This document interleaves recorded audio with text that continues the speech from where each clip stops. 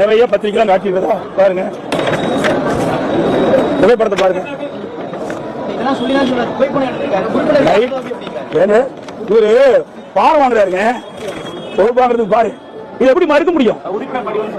என்னன்னு தெரியல, அவரை கட்டதான் தெரியும். அது நாம தான் சொன்னா அதுக்கு ஒரு மறுப்பு சொல்லுவாங்க. நீங்களே பார்த்து நீங்களே போட்டுங்க, உங்களுக்கு என்ன பிடிக்கிறதோ அதை போட்டுங்க. எல்லாத்துக்கும் மறுப்பு தெரிவிக்கிறாரு. அதாவது அனுதாபிக்கிறாரு.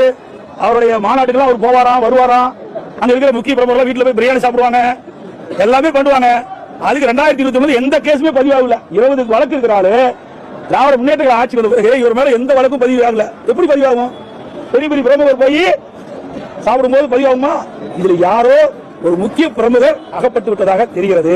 அதுதான் யார் அந்த யாருடைய பேர் நம்ம சொல்லல. சரி, யாருடைய பேர் சொல்லல. எதுக்கு இவனுக்கு கோவம் வருது? எவ்வளவு எரிச்சல் வருது?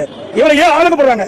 ஒவ்வொரு மந்திரி என்ன உயர்கல்வித்துறை மந்திரி, சமூகத்துறை மந்திரி, சட்டத்துறை மந்திரி, போக்குவரத்துறை மந்திரி, இப்படி மந்திரி மேல மந்திரிகள் அறிக்கை விடவரதான் சந்தேகம் அதிகமாகுது.